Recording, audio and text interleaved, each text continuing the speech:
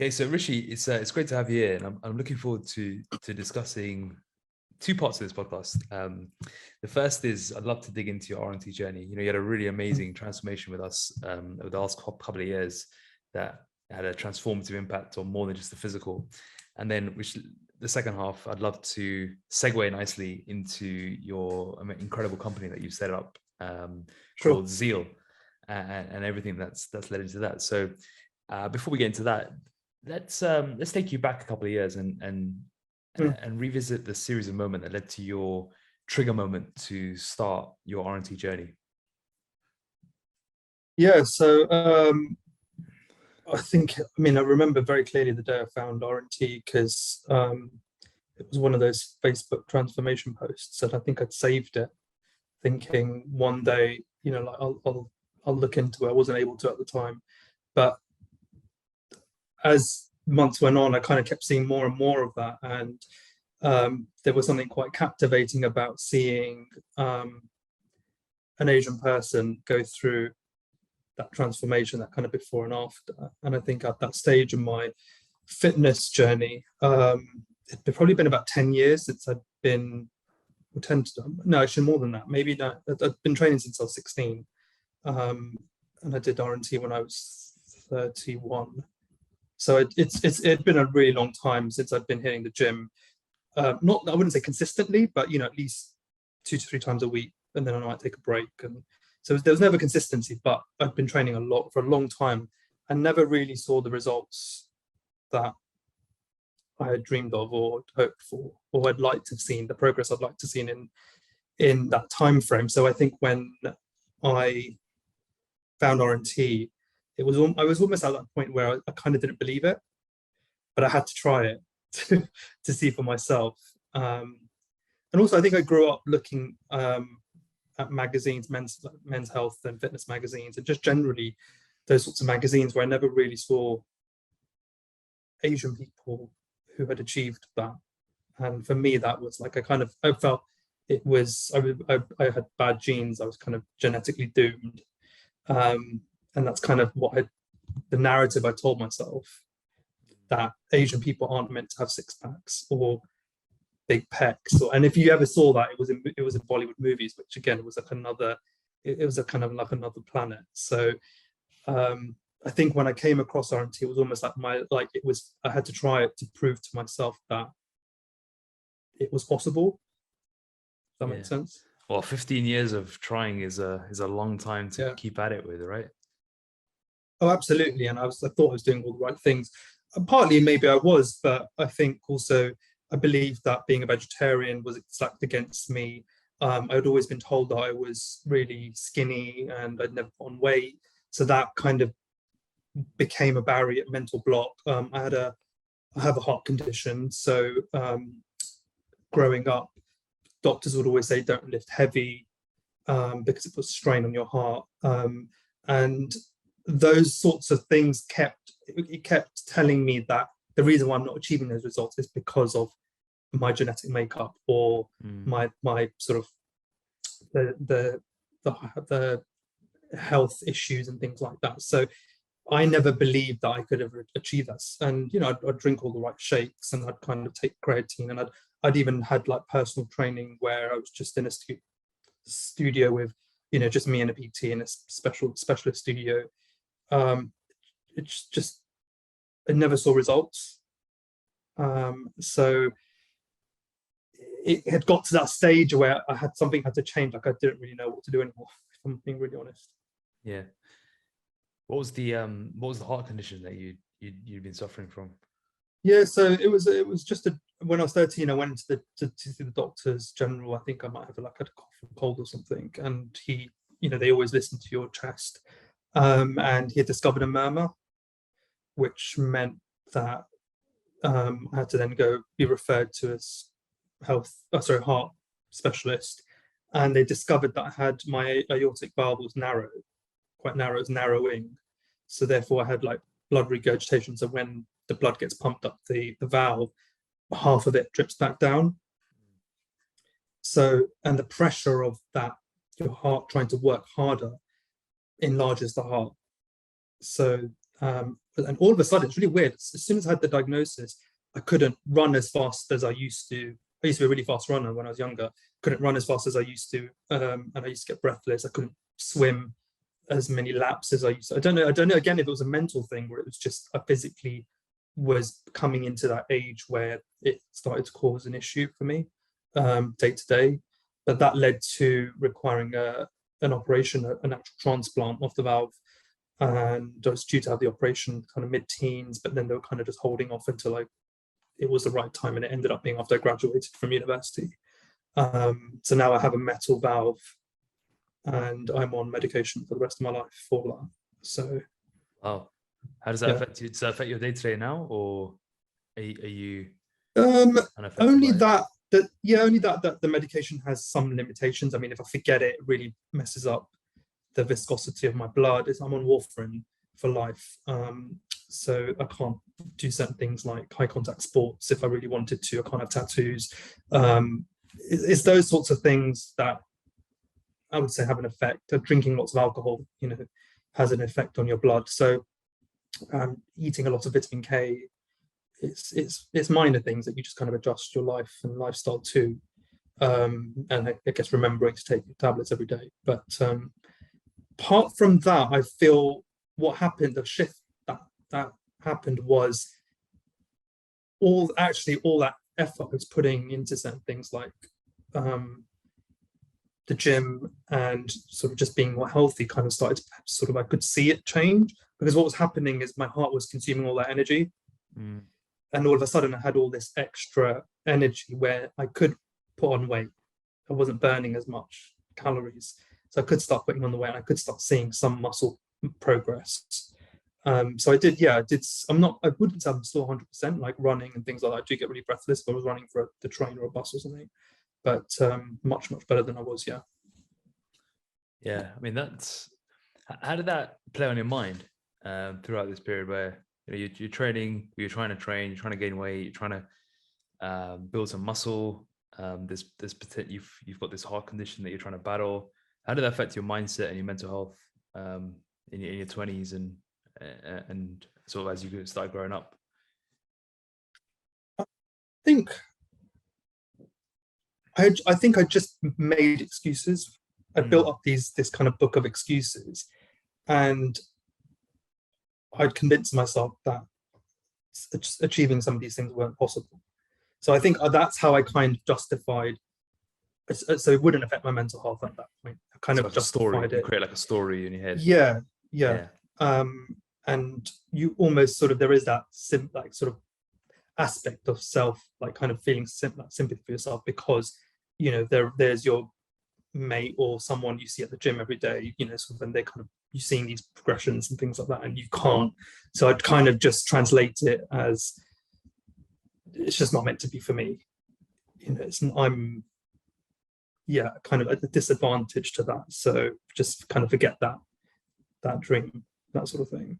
So what was it like when you saw R&T on your Facebook feed? You made the decision to try it out. What was the process of what was the process like, and the journey to finally achieving the results you've been looking for 15 years? Yeah, so I like I said, I bookmarked it mentally, and I think maybe physically as well, on like Facebook or something. When I saw it, the post, it might have been like the summer of 2019. And then met a friend actually at that Christmas, and I remember meeting up for dinner in a group, and he was the only one that wasn't really eating anything. And I went and then sat with him, and I was like, "Oh, what's going on?" Because I'm doing R&T, and I was like, I didn't really know R&T at the time. I kind of seen the pictures and stuff, like I said, and it was actually talking to him where I really kind of, I think it was like when you know someone who's done it, that visual, that ad, or that kind of post becomes a reality to some extent. Like it's not, it kind of like, all right, if he's saying it's working for him, then it must be something pretty good, pretty special.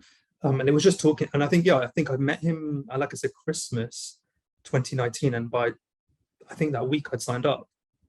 That was just the kind of like, that was the flip. Like it just like, and I really actually even couldn't afford it at the time, just for my own financial sort of issues at the time, and it was just something I didn't even think about the money yet. It was just something I knew I'd make it work, and I had a really shitty couple of years with my mental health and stuff like that at that point. So I knew it was something I had to do for myself. Like I needed change. I needed to see something different, like something in my life had to shift. And I think within a few weeks I'd signed up, and I was part of the January 2020 cohort, which, yeah. So talk about that. Talk about that feeling of committing to something, even though financially you didn't think you were ready. Because people often wonder and say, "I'll wait till my finances are in order." Yeah. To make a change. I've learned something that I'm never gonna, even if I'm a multimillionaire, I'm never gonna really mentally, I think, have enough in that sense. Like, like we're always going to be striving for more. And that's my personality. I'm always striving for more. Like finance and stuff. I think for me, it's always, I am now of this mentality that if I want something within reason, like I'm not talking about going and buying a Lamborghini tomorrow, but within reason, if there's something I truly believe in, or I feel it will positively impact my life, not in a material way, but in a mental, spiritual, physical sort of body element kind of way, I don't think twice before investing in it, because I will make it, I'll figure it out, I'll make it work. And that was the attitude I had with RNT. And it was like, I'll try it for 6 months. I think I was on a 6 months contract. And I thought, if it doesn't work for me, it doesn't work for me. But I gave it a shot, and kind of, it was, it wasn't a drawback at all for me. And like that, I knew if it meant not going out for meals, 3 times a month, so be it. Like I'm very much kind of like that kind of mentality. So once I set my mind to something, I'm pretty good at sticking to it.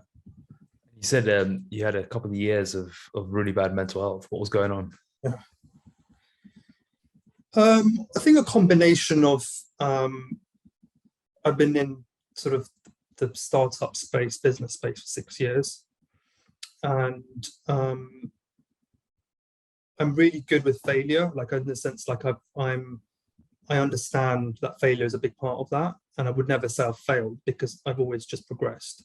Like, if something hasn't worked out, I've moved on to something else off the back of that. That kind of, it just kind of rolls with me. I don't ever say, oh, that was a fail. But by that point, I'd been at it for about 2 to 3 years, and I was just like, mentally, I was exhausted. But burnout is the wrong word. I think it got to the point for me where I couldn't see the wood from the trees in terms of like my life. Like, what was I really doing? Did I get it wrong? Am I not cut out to have a successful business, or success within running a business? I've been on an incredible journey by that point. I'd raised money for one of my companies, been through a startup accelerator program, moved from away from London for a while to do that. And I'd come back, and I think it was just kind of all the reality of everything had just kind of sort of set upon me, and I was just like, fuck, like, this is what am I doing? What am I doing with my life? And it was just like self-inflicted pressure. Kind of really stopped believing in myself, and didn't know what to do next. I kind of couldn't see beyond that point. And I've always really been good at visualizing a future for myself, and kind of like setting affirmations and all that sort of stuff. Really kind of, if you can visualize it, you can believe it, you can make it happen, sort of thing. And none of the self-care, like all that kind of self-help stuff that I read was penetrating anymore. It just wasn't, none of it was making, like, I couldn't apply any of it. So maybe it is burnout. I don't know, maybe it was burnout. Well, what were you thinking? You said you couldn't see the wood for the trees. What was going on through your mind? I think in that moment, I believed I was a failure. Like, even though I don't necessarily believe people fail in life, I think in that moment, um, I yeah, and at that time as well, I really cared about what other people thought, which is very different to now. But I specifically remember I got on a bus one day and I sat on the bus from one end of the line to the other and back because I woke up and just didn't know what to do with myself. And I became like a zombie. I think that's the right word. I became a zombie. Really snappy, I was living with my parents at the time, very abrupt, very unlike me. Like even they were like, what the fuck's going on with you? Like I became a really different person. And the issue I had as well is that I'm so ambitious that I don't ever feel that by me going and working for someone is, for example, taking away time from me being able to run with the ideas I have. Because I'm full of ideas and I kind of there's a lot I want to achieve in my life. And this idea of, people are like, well, why don't you just stop, take a break, go and work for someone else, go and do something different. And even that for me was, the idea of that was like, well, why the hell did you start in the first place? You're now going back to a 9 to 5 and working for someone, then, you're probably never going to succeed in doing your own thing. Or is that self-punishing talk? Massively, massively. Typical high performer, masochist, self-punishment chatter. And I actually got a thrill from doing that. Like self-sabotaging was my thing to do because it made me feel good. So what started changing when you started focusing on your fitness? Routine. The hands down, more than anything, with there's hundreds of benefits to the RNT process, but accountability was the one thing I needed the most. And that is what I got: routine and accountability. And I think the best people, I know a lot of people who were looking to start during the because it was January, February, March, and then we had lockdown 1. And I know a few people who I think dropped out or paused, who I knew had also joined at the time. And it was the best thing that ever happened. Like, it was the best decision I made for what we were about to go into. And by that point, my mental health was a lot better, actually. So it'd been since 2017, 18, and now we're at the end of 2019, and I was much, much better, which I think I was really prepared for with the lockdown and stuff like that. Like, my mental health was really good just going into the lockdown. I had RNT, I had the fitness stuff, like the home workouts, working with Ivan every week, and I think that just really, I know I would have spiraled back down mentally. I would have spiraled back down if I didn't have that, because I wouldn't have worked out from home. I wouldn't have been doing home workouts, and I wouldn't have had that external push that Ivan was giving me every week. And it was the best thing. Like, even though I couldn't get into the gym and I had a makeshift home gym, just knowing that I had to get out and go into the outhouse that we have in the garden and do something,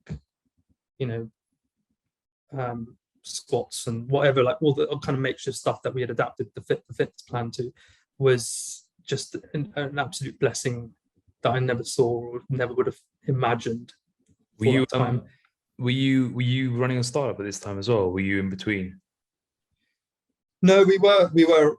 Yeah, I was working on a company that had kind of evolved and stuff from the initial idea I had, and we were just kind of I was running that during that time, and it was the same time I was kind of dreaming up Zeal, and that was also kind of bubbling up. So it all kind of happened at the same time.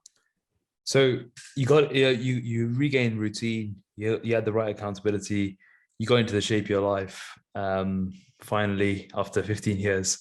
How did that feel, and what was the how's your life changed since achieving these results and getting into the shape of your life? Like, how's the physical been the vehicle for you? I think I learned a lot about the nutrition side, which there was a lot of, I carried a lot of myths and sort of false beliefs about the nutrition, and also being on a kind of growing up on an Asian vegetarian diet, some of the things you perceive to be good aren't actually that good. So there was a lot of clarity in terms of like the nutrition, really the kind of the things I should be eating, the amounts. I always used to eat to get full, because there was that, again, in my growing up, I had that belief that I had to consume a lot of calories because I was always really skinny. So therefore, if I ever wanted to put on any kind of meat or muscle, I had to eat shitloads of calories. I used to drink shitloads of nourishment back in the day, that kind of really high calorie stuff, but high sugar, high calorie stuff. And that's probably also why I never lost the belly fat or ever felt lean. So I think for me, as well as the accountability, the education behind managing the food and the macros and all that sorts of things. Even though I had researched a lot and tried to watch so many YouTube videos, you'd never really get the answer. Yeah. Especially the answers that work for you.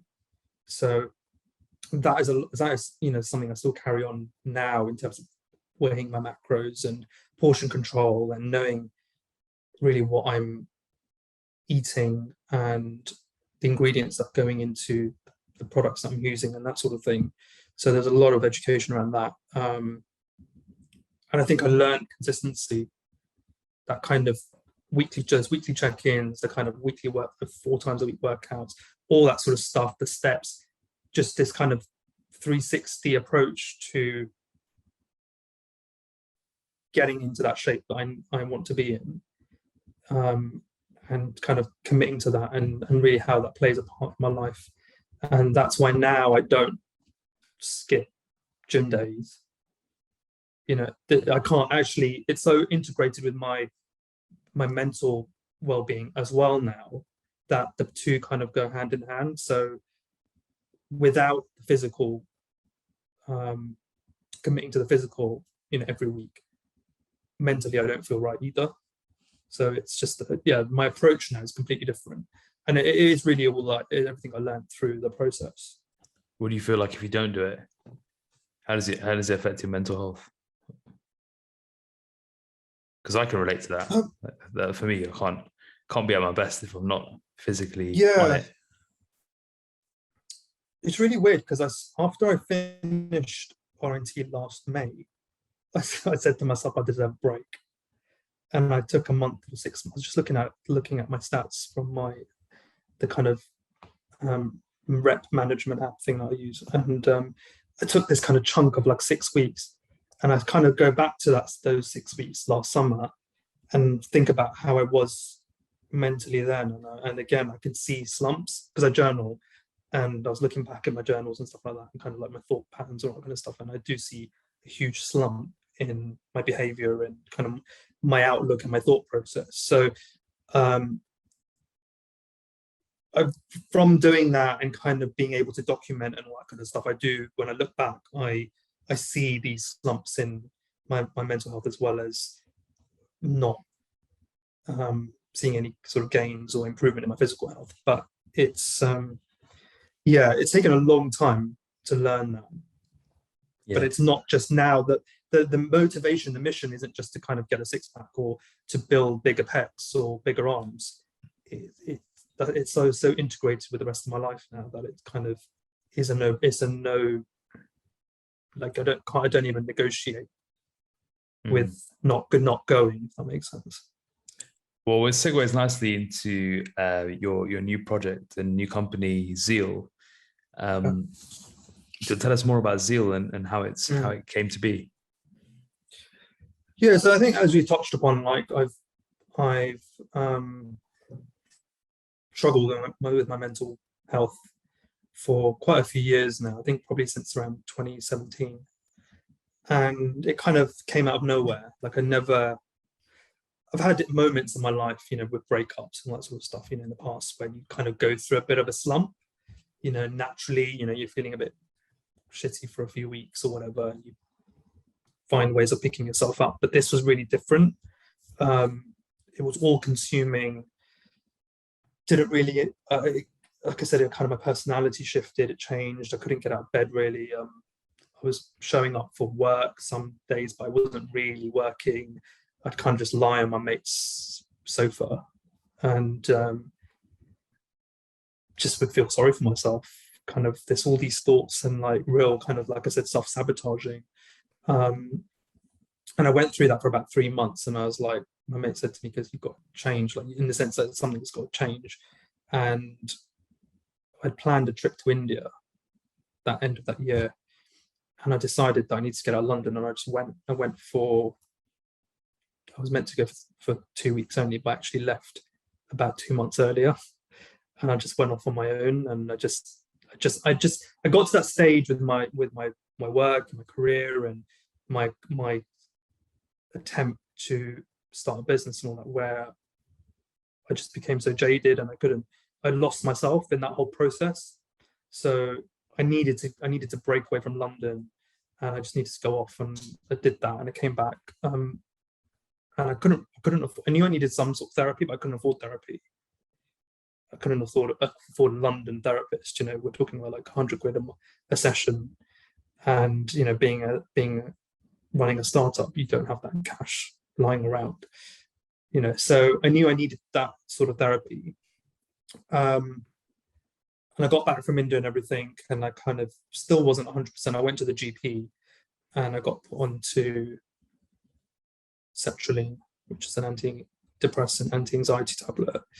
And I started taking that, and that is when I started to really see improvement. But it was coupled with me having to put in a lot of self-effort as well.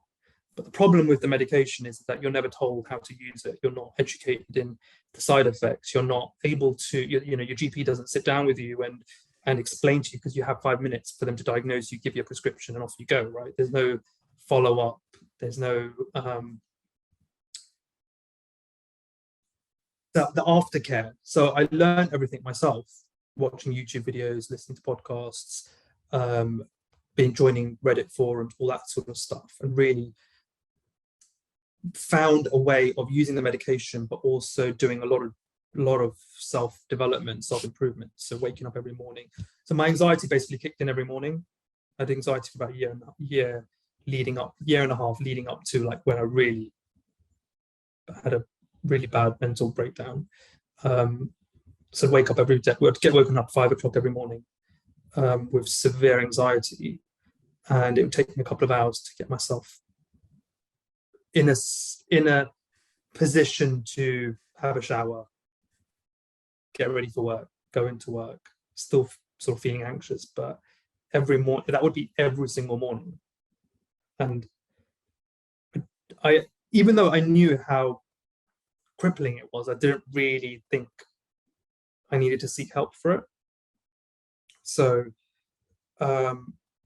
eventually, when I went to the doctors and they gave medication, and I kind of figured out how to use this medication, I got myself into therapy. I was in therapy for a year. Meanwhile, still every morning, getting up and practicing my gratitude and journaling, all that kind of stuff. And these all tools that my therapist gave me, and really built myself a solid morning routine. And I was on the medication for 2.5 years. I came off last year, off my own accord. And that entire process taught me how under-equipped I was for something like that. Like we go to the gym, and it's just this cliche, right? We go to the gym for our physical health, but no one teaches us how to deal with our mental health. We don't exercise our mental health. You might open up Instagram and see a quote, but how does that penetrate? How does that impact your life? Do you actually take that information and turn it into wisdom, where you're really then living and practicing it? Most people don't. So it was one of those things where I realized that I just was not set up or equipped for it. And I couldn't really talk to anyone, apart from a friend of mine, I couldn't really talk to anyone about it. Like when my parents found out, and it's not their fault, but when my parents found out, that I was on medication and stuff like that, their immediate thing is like, what have you got to be depressed about? But actually I was a 30-something-year-old living at home, very little income, trying to get, run a business, trying to find success, trying to be independent. And that was all consuming. And I had something to prove. I had not just to anyone, not to anyone else, but to myself. And I think, especially Asian parents, they think that they're always going to be there. They're always going to protect you. They're always going to kind of like create that cushioning for you. So for them, like rightly so, they were like, what have you got to be depressed about, anxious about? You live at home, you've got a roof over your head, you've got food.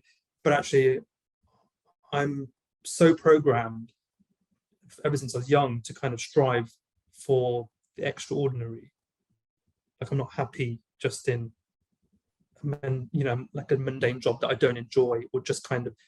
And I know a lot of people who do just like that kind of stability, kind of going from paycheck to paycheck and kind of, but my nature is such as I'm so ambitious that I knew I had to break out of that. And here I am not breaking out of that. So it was difficult because, people really didn't get it. And we don't talk about it within our community. Even at home, it was a very difficult conversation to have because my parents don't know how to talk about it. What years was all this happening? Between 2017 and end of 2019. Okay. I started on the medication when I was got back from India. So that was 2018. And on reflection, have you thought about what was causing the anxiety? Was it literally this self-sabotage talk, this sort of punishing, you're not doing what, you're not good enough chat? Was it that was causing the anxiety every morning, or have you managed to identify something else? The anxiety was getting up every morning and going on an expensive commute to an expensive office where my business was failing. Okay. And we were running out of money. And I was getting to the point where I didn't know what to do next or where to go. Yeah. And it was that it was that kind of fake it till you make it mentality. But when you went outside, you're telling people that you're faking it until you make it inside. You're the reality of it, and you can't bullshit yourself. So team as well. Do you have a team reliant on you? Yeah, I have a co-founder who actually it wasn't the same time as me, thankfully, but he was kind of holding the fort whilst I was kind of going through this process. And then as soon as I kind of started to come surface and sort of really get myself back on track, he also felt a slump from the pressure of kind of effectively running this company on his own whilst I was trying to sort myself out. But I think it was only in 2020 when I really started to feel better and I was in control of my mental well-being, and I had really good practices in place.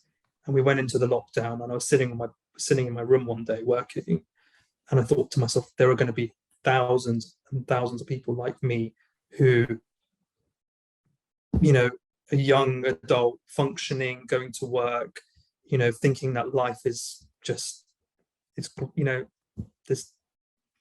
no ups and downs. There's just this kind of, where this very kind of middle class family kind of existing, and kind of just, you ask friends and family, they think nothing was wrong with me.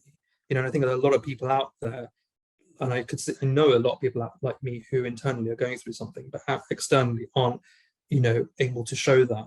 And I knew as the pandemic was kind of coming in, and media were talking a lot about mental health, and it's become now, at that point, it kind of really started to become a widely discussed topic, and the impact of COVID and things like that. Did I sit back and think, shit, there's going to be so many people who are just like me, that one day they were fine, the next minute they're not. Yeah. And then you hear about how GPs are giving out these drugs like Smarties, and there's no support.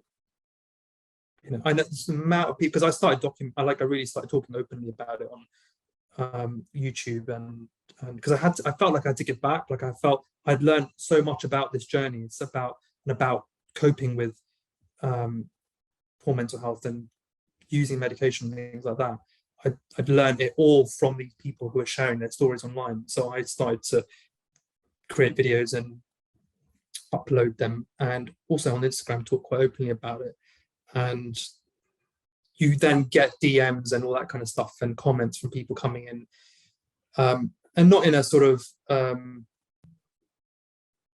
self kind of like braggy way, but just, you start to see these people, like normal people, like for people who wouldn't even suspect, coming out saying, God, your story resonated with me, or I went to the GP and they've given me this medication, it's sitting on my counter and I'm too scared to take it. It's been 3 months. And I'm too scared of the side effects, because there's a stigma around medication for our mind, which I don't understand. We fell over tomorrow and we would take paracetamol to heal the pain, but we don't. So are you pro medication for mental health? I'm pro medication on the basis that you can't be 100% reliant on the medication. The medication is, so if we think about the medication, we're having a chemical imbalance and that's the reason why we go through these kind of slumps and ups and downs, and the levels of serotonin in our body, right? And that our brain's producing. So I think there is a need for, the medication has a place in that process. And it was only after like being in therapy for some time did I then go on to medication, off the back of my therapist saying you might just need something to give you that boost, right?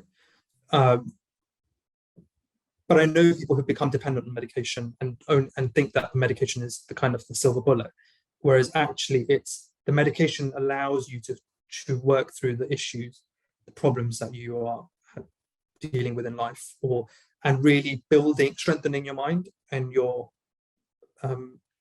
sort of your outlook and how you deal with certain situations. And that comes from reading or sort of self-reflection, journaling, having a really strong fitness and sort of mental routine and fitness routine, physical routine, whatever those things are, going for walks, all that kind of stuff. You've got to really build this toolkit for yourself. But you can only do that, I guess, if you're able to get out of bed in the morning and you're able to kind of not be crippled by anxiety. And that's where the medication really helped me, kind of subsided my anxiety, so I was able to get out of bed and read a few pages of a self-help book, or kind of sit there and journal for 10-15 minutes. So I think it's part of a package. It's not the silver bullet. So if you're going to start on this sort of medication, you need to really think about you need like a 360 plan of attack on how you're going to use that medication to get yourself back up and really build this strong routine, or really strong kind of mental outlook, and then come back off of it. Yeah, I think that's really important. Like, you come back off it, you don't become reliant. It's part of a plan if you are going to do it. And I also think it shouldn't be the first port of call either, because I think there's also that, oh yeah, just give him meds or just take some meds, and then you just think that's the answer to everything, when that's just patching you for what really needs to be done internally. Oh, exactly. Yeah, and I think at the moment, because the mental health system, the NHS mental health system is so broken, they don't know what they're doing, and rightly so, because it's always secondary to physical health, right? That's number one, and second of all, there is just so many people that need mental health support. It's also, doctors aren't trained in that, right? So they're not trained extensively in mental health. They're not trained extensively in physical health. In terms of fitness, from a fitness nutritional perspective, it's very outdated, old school mentality. So it's likely that the current generation of doctors we have, the older school generation of doctors we have, probably not going to, but the new school hopefully can sort of bring an updated. Yeah, and I think all they go by is this. Yeah, they go by this sort of like questionnaire that takes 5 minutes. Are you feeling like this? Are you feeling like this? Like, very generic questions, and they diagnose everyone with the same. So there's only one or two pathways. One pathway is medication, and the other pathway is group CBT. And not everyone has their own. Like, not everyone fits into those two boxes. So I think because there is such a, at the moment, there is this kind of, the demand is outweighing the supply of, and in terms of the solution. I think we're at this kind of crossroad where that's why charities are stepping the game up, and all these organizations are coming out. And I think also just the general conversation around mental health helps people self-identify, self-diagnose where they are on the spectrum, and so where does Zeal come into this then? So the idea for Zeal was really that. And do you want to tell people what Zeal is as well? Yes, Zeal is a mental health app that we developed through that pandemic. I actually got a grant to launch it, which was really lucky, fortunate, a COVID relief grant that we applied for during 2020. So we're an iOS and Android app, which basically allows people to book calls with mental health first aiders. And we're really focused on the area of our kind of target demographic are people who aren't in crisis. So we're not trying to replace, the great work people like the Samaritans do or Shout. But really, for me, when I was going through my issues, I never really felt that Samaritans was for me. Like, it was always marketed as a kind of something for people who are kind of like suicidal or severely depressed or, kind of about to jump off a bridge. That sort of, and I could be wrong. Like, I'm sure a lot of people who are kind of on the sort of lower end of that scale have benefited from the likes of the Samaritans, but I wasn't. This is the thing where I didn't feel like the charity was the answer for me, and I just didn't. If I'm being really honest, it never occurred to me that I should pick up the phone and call Samaritans. I wasn't that sort of way. I just never thought that way. So when I had the idea for Zeal, it was really, how do we provide a low-level support network for people who need to talk to someone?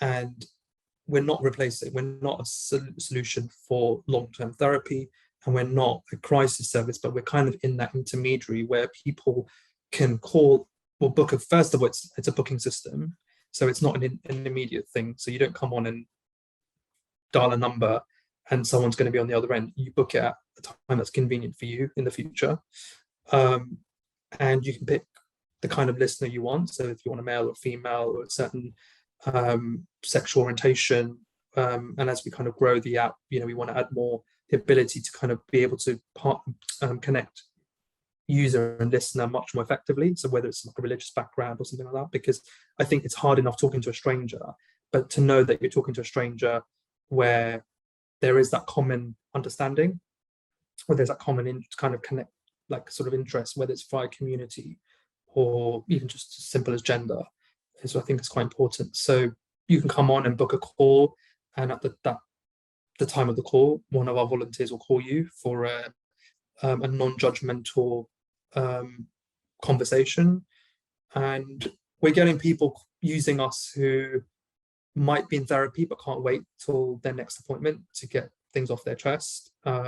We get people calling us or sort of booking calls who are just having a really shitty day and just kind of want to vent.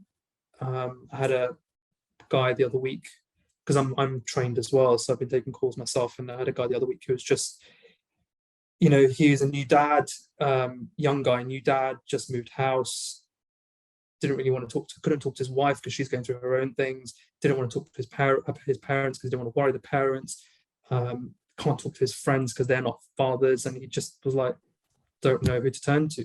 And in that moment, you're not really thinking about calling the Samaritans, because he's not really suffering poor mental health. He's just like, I just need an outlet. I just need someone. Is it anonymous? Listen. It's anonymous, yeah. Yeah, and it's free. Yeah, it is free. Yeah, so they get an idea of the listener they're going to be talking to. Just a kind of like a background profile. This is the person you're going to be talking to.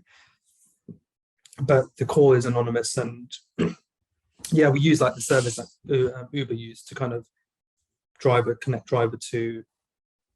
Okay. So the like a disposable number and things like that. So yeah, the technology is there to allow us to scale that as well in a way that and purely from like me thinking with my business hat on, How do you how does it scale commercially if it's a free Yeah. if it has a free model? What are you looking for sponsors? Are you how does Yeah. it fund itself effectively? Yes. So we did have, I'd say, or do have a monetization plan in place. Because again, I'm at that stage where people are like, well, why don't you turn it into a charity or a non-profit and things like that? Mm. And it is an option, but I think the foundation of this idea was to not be a charity. So even though we'll have a free and a kind of a charitable endeavor and a charitable arm, the long-term picture was not to be a charity, because I don't want people to feel that they're coming into contact with a charity. So that's kind of like where I'm very kind of being quite sort of firm with my outlook and beliefs that I don't want to be a charity. So at the moment, yeah, looking for sponsorship to kind of fund the free service whilst we figure out what that monetization model looks like. Because actually, if I'm being really honest, I was inspired by the R&T model when we first pitched this idea to the grant application, when we went through the grant application process. And the idea being that what R&T was really great for me was having someone on tap to talk to. Because when I used to have email conversations with Ivan back and forth, it wasn't just about the fitness stuff. I mean, that was the predominance of it, but ask each other how we were. And he almost became like someone I could be quite open with, saying I had a really shitty week last week, and this is what happened. Just that little bit of conversation before we got into sort of the nitty-gritty of the physical stuff. And the idea for Zeal was to be able to connect people not with therapists and not with life coaches, but something in between, where you can have check-ins with that person on a weekly basis, and that person's monitoring your data, your mood tracking data, your kind of journaling, that kind of stuff, which we have in the app. We've got tools in the app that allow you to do that. So this idea that we can connect you with a life coach / accountability partner that would kind of monitor you on a weekly basis. So that was the initial idea, but I felt last year, I needed to kind of put the brakes and really learn from our user what they wanted. And we provide as a business, we provide so much value for free, the ability to be able to talk to someone whenever you need it for an hour, and you can come back as much as you want and have those conversations. That the value prop is so strong, like from the get-go, that I just want to wait to see what our users are almost guiding us towards. Like, I don't want to assume. In previous businesses, I've kind of had an assumption, I've kind of run with it, and it's just kind of like, oh, this would be great, let's do this, without really listening to the data and kind of having conversations with real customers. So I've just kind of put a pause on that, because I'm also leaning towards the kind of live group workshop model. So running live workshops in, let's say, journaling every morning, or an hour 3 times a week every morning, for guided kind of a guided morning routine, or bringing specialists onto the platform who can deliver workshops within, I don't know, dealing with trauma, or childhood trauma, or how to create much more work-life balance, or various very micro topics that people could really benefit from. And maybe on a subscription model where people can tap into. So the jury's out at the moment as to the direction I want to go with. But in the meantime, just looking for sponsors to be able to help us fund, and just keep the free side running. How do you make sure your